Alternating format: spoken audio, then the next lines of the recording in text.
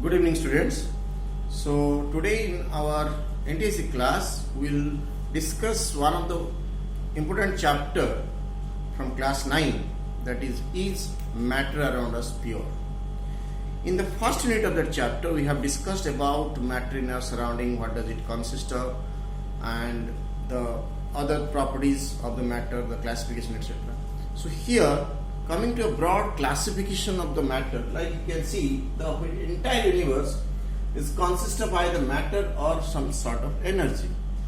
Then if you come to the classification of matter, matter can be classified on the basis of physical classification, on the basis of chemical classification.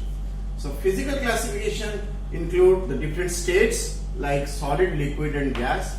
Although plasma and Bose-Einstein condensate are the other states of matter, but I have not included that one here because those are not the prominent things that we are not finding in our surrounding.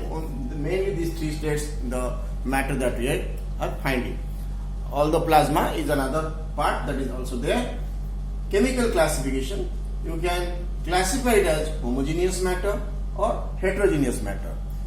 Heterogeneous matter is the different types of mixtures, you can say, and in your homogeneous matter that can be further classified as pure substance and homogeneous mixture. Your homogeneous mixture where the particles uniformly spread throughout the contents, like your solution, two solution you can say. Alloys, which is a mixture of solids also, it is being one of the component is the melted one and the other component dissolved in it.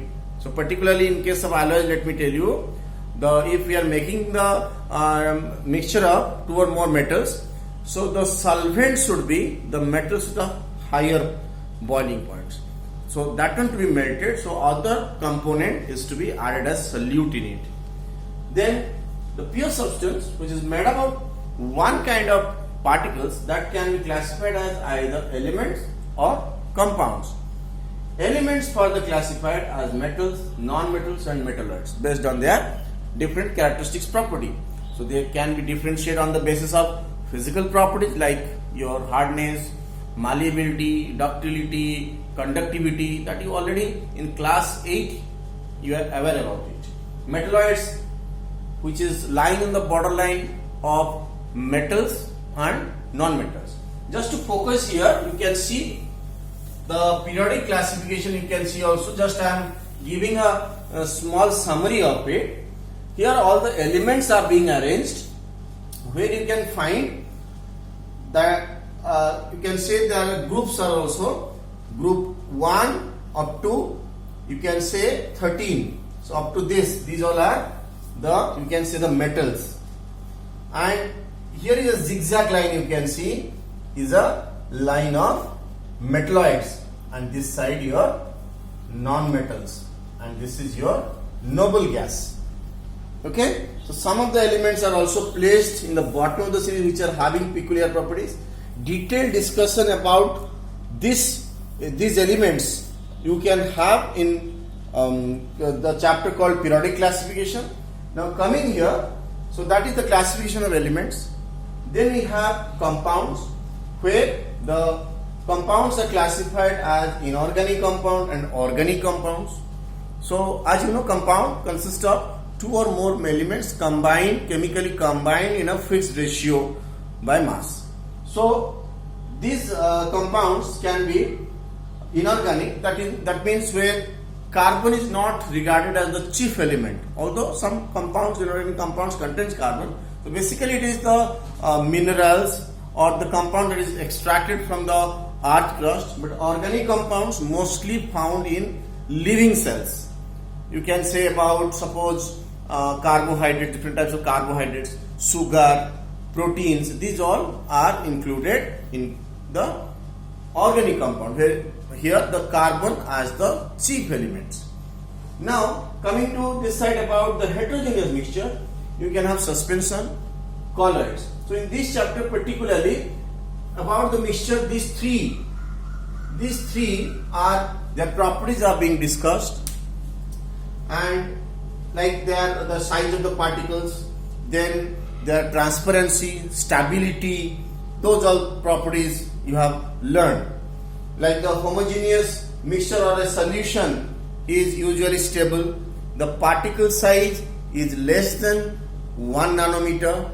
That is 1 nanometer means 10 to the power minus 9 meter.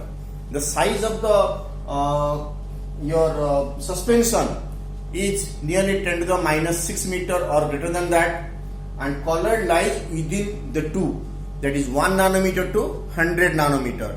1 means 10 to the power minus 9 meter to 10 to the power minus 7 meter. So that is the size of particle. Then based on the colloids are also having different types of classification. That is your solid sol, liquid sol, solid foam, liquid foam, aerosols. So there are different types of classifications are there, that I will also give you in the keynotes about the different types of colloids.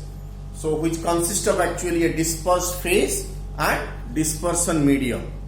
Okay, like your dispersion medium is the solvent-like medium where the particles are scattered, or the dispersed phase is the particles which are being scattered, solute-like particles which are scattered in the dispersion medium. So this is a brief note of the different types of matter and their classification and the different types of mixtures, etc. So based on this, the different types of questions are being asked in the NTSC. So some of the questions that you are going to appear, and based on that knowledge, let's see how much you can score. Thank you.